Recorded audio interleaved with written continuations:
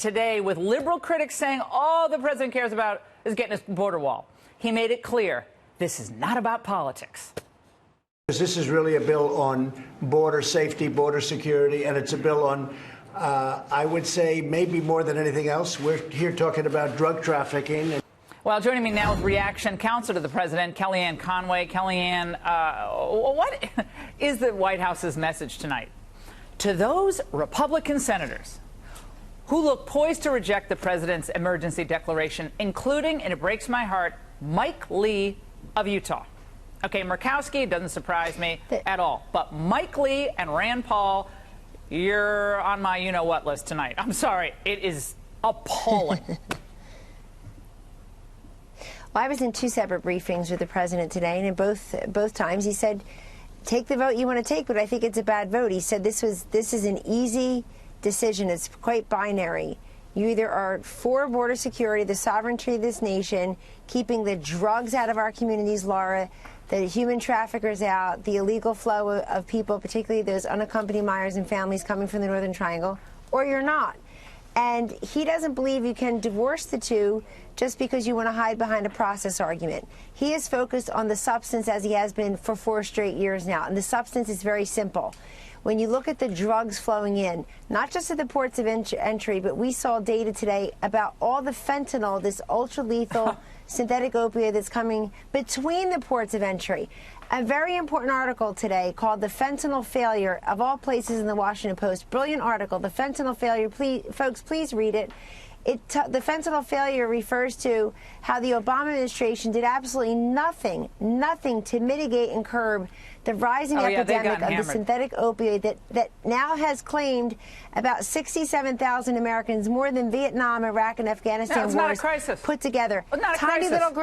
little grain, Laura, is lethal. Kellyanne, but I got to go back to what's happened on Capitol Hill. Now, they'll make a constitutional argument. I think your White House counsel's office clearly is right that this was an absolute delegation of congressional authority to the president in the 1970s to declare emergencies. Now they claim they didn't do that. Well, they did it. If they want to change it, they should change that law.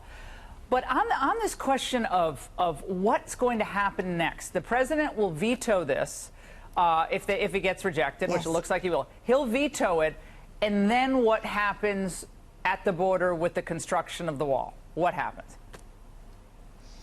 Well, the president will look at the options, and obviously they don't have enough votes to override. Why are we still looking at options, Kellyanne? We've been talking about the wall for 2 years. What options? Well, but that's not his fault. A Republican Congress failed him first. Now the Democratic Congress is. This president has made clear that he wanted money for the wall funding. Remember, Laura, when he signed that omnibus spending package, he said, I don't like it, but there's $716 billion for the troops. It just went up to $750 billion. There's all this money for the troops.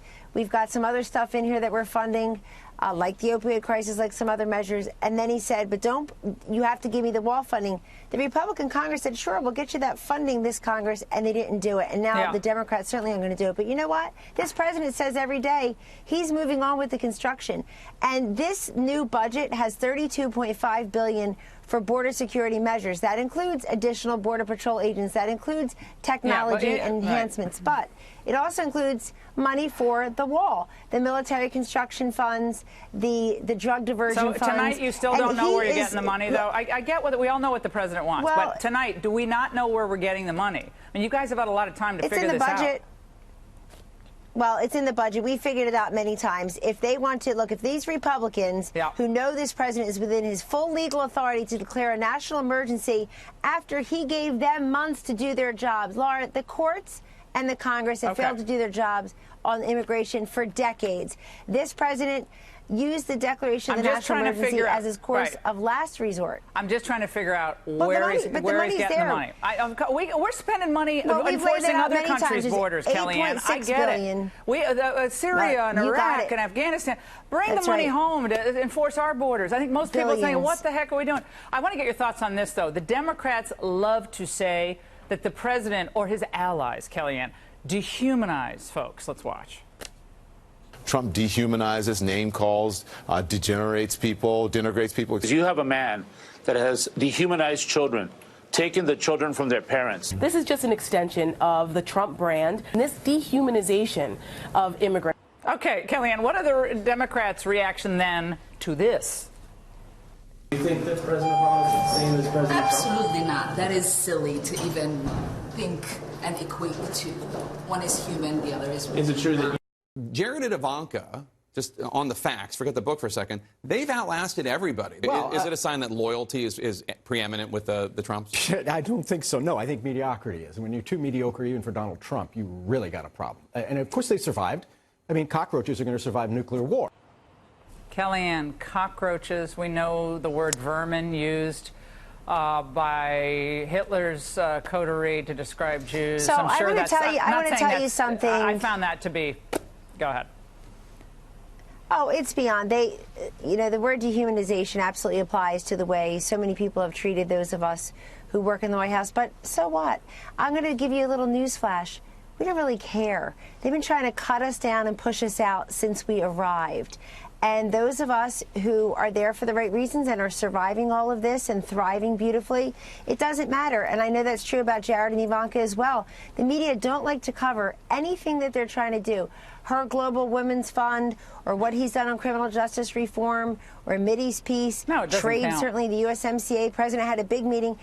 No, they don't want to cover anything. But you know what? I'm not sure it matters so much. I think the media matter to themselves and to each other. Yeah. But there's a lot of noise and a lot of nonsense out there. I think people know that they're doing much better. But you know what? I'm glad you played all those clips for another reason. Stop the nonsense, everybody, about we are for all women. We are pro-women. We are for independent thinkers. You have Elizabeth Warren running for president. She tried to appropriate somebody else's ethnicity. She lied about that. They've got a bunch of, I like to say, I don't see any presidential timber yet, just presidential wood chips. Yeah, Kellyanne, thanks so much. It's great to have you on tonight.